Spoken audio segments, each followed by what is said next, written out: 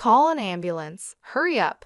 My husband, who always irritated me, collapsed on the floor, sweating heavily. The paramedics arrived quickly, checked his condition, and put him on a stretcher. Then they turned to me and asked, "Are you his wife? Can you come with us to the hospital?" My husband, lying on the stretcher, looked at me with pleading eyes. I looked back at him and said firmly, "No, I will not." "What?" he said, sounding confused. "This man is a stranger to me, so I am not coming." "What?" he repeated. "Please take care of the rest," I told the paramedics. "Wait, Julie, wait," he called out. I pulled out something I had been carrying in my pocket for days. When he saw it, his face turned even paler. "How dare you treat me like a slave all these years? This is my revenge. I will never forgive you." "My name is Julie. I'm a 37-year-old housewife living in a rented apartment with my husband, Scott. I met Scott through a colleague at work when I was still employed full-time. My colleague had many friends and often invited me to parties. I'm more of an introvert and prefer watching movies or cooking alone. I wasn't comfortable with large group activities, so I kept saying no. One time, a colleague invited me to a barbecue with his friends. At first, I refused as usual, but my colleague insisted, and I ended up going. On the day of the barbecue, there were so many people there. One of them was Scott, who later became my husband. I was having a drink a little away from the group when my colleague brought Scott over to me. My colleague said he thought we should meet because we had similar interests. I was surprised, but Scott started talking to me. He was nicely tanned and clearly liked the outdoors. When I talked to him, I found him to be friendly and funny. I thought Scott and I, who both preferred being alone and indoors, wouldn't get along. But as we talked, we found out we had common interests, just like my colleague had said. We hit it off right away. We exchanged contact information and made plans to meet up on our next day off. We went out for dinner and shopping several times and ended up dating. After several years, Scott proposed, and we got married. Scott had always been kind to me, even before we started dating. He was the ideal man to take me out of my indoor lifestyle. That didn't change after we got married, but over the past few years, he started to say and do things that made me uncomfortable. I quit my job and became a housewife because Scott wanted me to. However, he often made sarcastic remarks about it. For example, when I got sick and was late cooking dinner, he came home and said, "Hey, why isn't my dinner ready yet?" "Hi, sorry. I was sick today. I had to rest earlier and couldn't get up. Can you take a bath first?" I replied. "Huh? What's that? You're a housewife. You should at least take care of the meal," he said. Scott never worried about my health, which made me very sad. Another time, I asked, "Hey Scott, there's a reunion coming up in my hometown. I'll finish my chores, so can I go?" "Suit yourself. Well, being a stay-at-home wife is great, you know," he said sarcastically. "I envy you, Julie. You could play around with the money your husband makes. He's usually so nice to me, carrying my purse and bringing me flowers after work.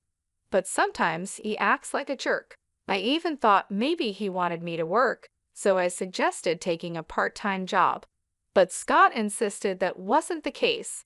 In the end, I was still a full-time housewife. One day, one of Scott's relatives called me out of the blue. I picked up the phone, feeling a little defensive.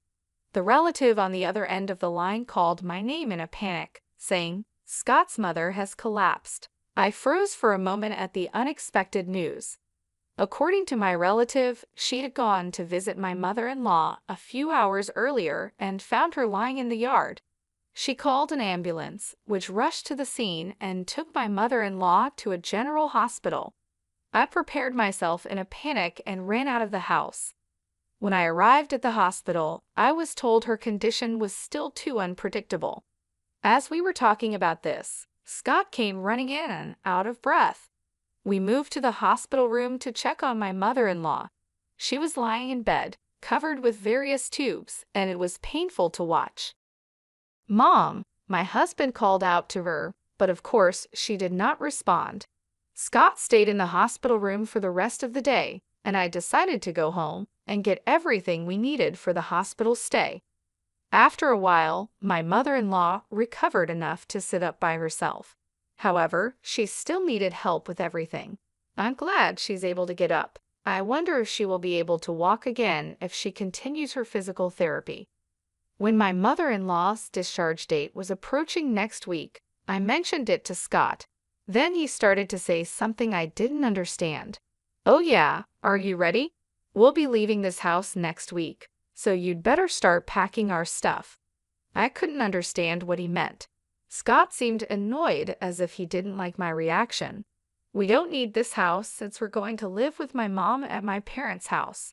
You are still as dense as ever, aren't you? Does that mean I'm going to live with my mother-in-law after she gets out of the hospital?" I never heard anything about that. What?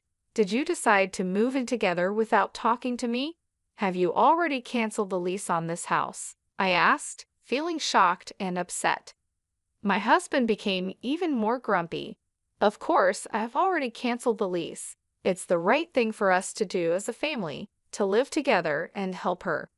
"Don't tell me you don't want to live with her, do you? I'm the one who makes our living, so I won't accept any complaints," he said, then stomped back to his room. I couldn't believe Scott would take such a hardline approach. I can't believe he's canceling the lease on this apartment. I had no choice but to move out. I knew he was worried about his mother, but this was too much. I sighed deeply. A few days passed, and suddenly I was living with my mother-in-law. I had never been a caregiver before, so everything was new to me. I had to spend most of my day feeding, bathing, and helping my mother-in-law with the bathroom.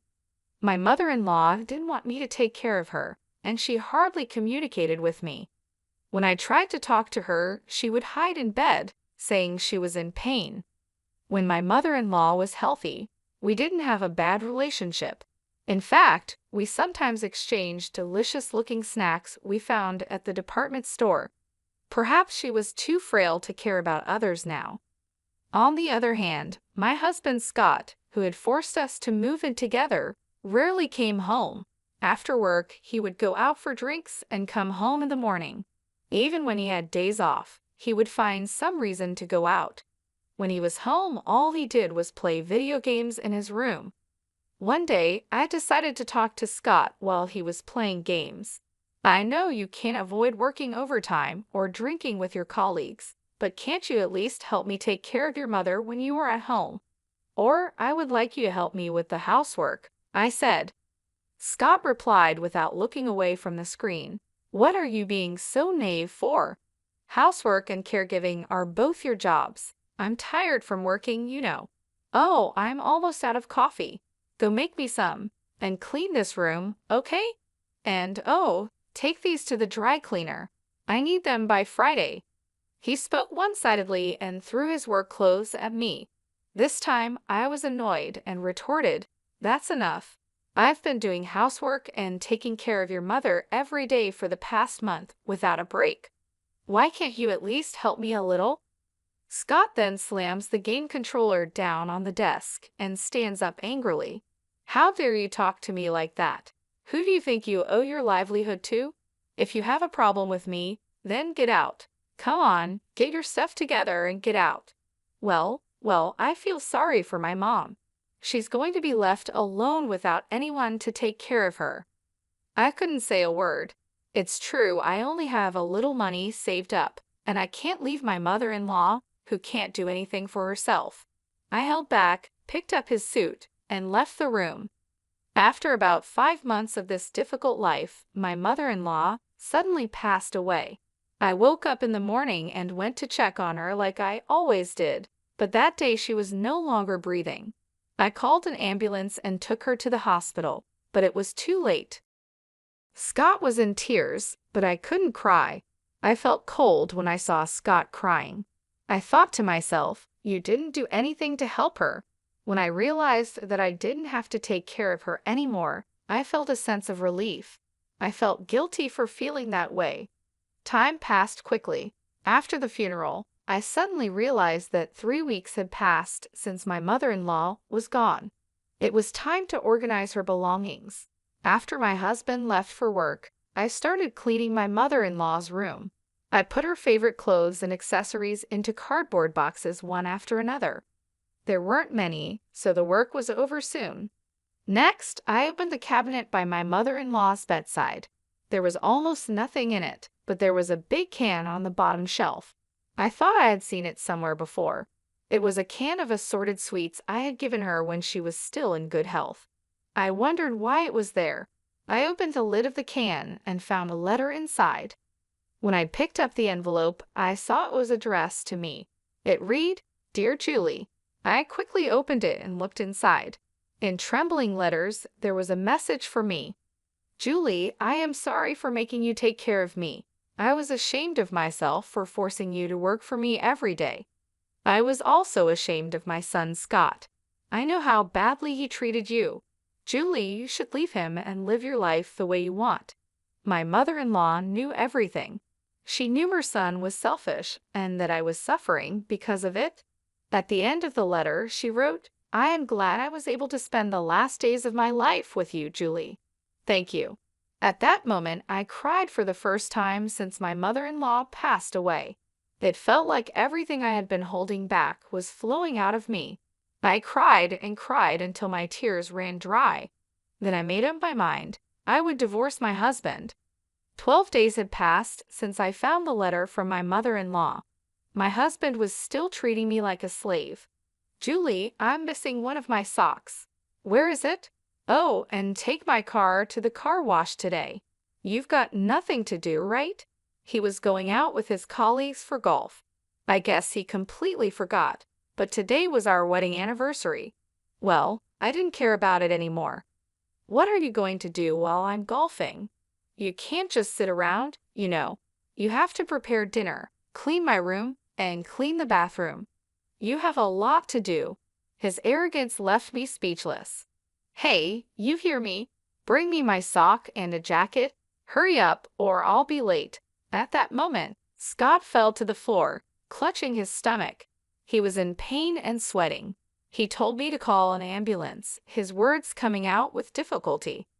I froze, feeling sad about the situation. Scott yelled at me, "Hurry up, you're really useless. Can't even call an ambulance." Hearing these words, I became strangely calm. Then I called 922, and within minutes, an ambulance arrived with paramedics. The paramedics quickly checked Scott's condition and placed him on a stretcher. They turned to me and said, "You are his wife, aren't you? Would you come with us to the hospital?" Scott looked at me with pleading eyes as he was placed on the stretcher. I looked him right in the eye and said, "No, I will not." I said it firmly, without hesitation. "What?" Scott's voice came out as if he had lost his mind. "This man is a stranger to me, so I am not coming. Please take care of the rest," I said firmly. Then I confronted Scott with something I had been carrying in my pocket for the past few days. It was the divorce papers that I had been forced to sign during a fight a while ago. My husband had always told me that if I disobeyed him, he would serve me with the divorce papers. Scott tried to snatch the divorce papers from me, but he couldn't move due to the pain. He had to lean back on the stretcher without any effort. "Excuse me, but please leave now," I told the paramedics, who finally took my husband away. In the ambulance, he must have looked like a poor husband whose wife had given him a divorce. He should be embarrassed. I watched the ambulance leave and then went back to the house. It took a long time, but the divorce papers were accepted, and the divorce was officially finalized.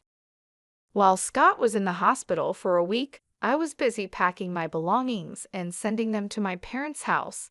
One day, I ran into Scott at the grocery store. He looked desperate. "Julie, please don't do this to me. You love me, don't you? Please don't leave me. I admit I've made some mistakes. You listened to me no matter what I said, so I just got carried away," he said, looking completely pathetic. "The divorce is already finalized. It's too late for you to act so fragile. Go ahead and live your life as you please," I replied. He looked shocked, his hands shaking and his face turning pale. "Well, that's that then. Bye," I said, turning away. It had been 5 months since Scott and I had divorced. One day, Scott showed up at my parents' house. He was ringing the intercom and calling out my name so loudly that I had no choice but to see him. Sure enough, he wanted me to get back together with him. "Julie, please, I can't live without you," he pleaded. I looked at him and shook my head. "Scott, we're done. It's over. You need to move on," I said, trying to stay calm. He looked like he was about to cry, but I had no sympathy left for him. He had made my life miserable for so long, and I was finally free. Scott didn't give up easily. He kept coming back, trying to talk to me, trying to convince me to give him another chance. Each time, I stood my ground. "No, Scott, we're not getting back together. You need to accept that," I repeated over and over. It wasn't easy. There were moments when I felt a pang of guilt, moments when I wondered if I was being too harsh. But then I remembered all the times he had belittled me, all the times he had made me feel worthless. I remembered the letter from my mother-in-law, and I knew I was doing the right thing. One day, I found a new place to live. It wasn't much, just a small apartment, but it was mine. I moved in, set up my things, and started a new chapter in my life. It felt good to be in control, to make my own decisions without anyone telling me what to do. I found a part-time job at a local bookstore. It didn't pay much, but it was enough to get by. More importantly, it gave me a sense of purpose, a reason to get up in the morning. I made new friends, started new hobbies, and slowly I began to rebuild my life. Scott eventually stopped trying to contact me. I heard through mutual friends that he had moved to another city, started a new job. I wished him well, but I was glad he was no longer a part of my life. Looking back, I realized that leaving Scott was the best decision I had ever made. It wasn't easy, and it took a lot of courage, but it was worth it. I was finally free to be myself, to live my life on my own terms. And that was the greatest gift I could have ever given myself.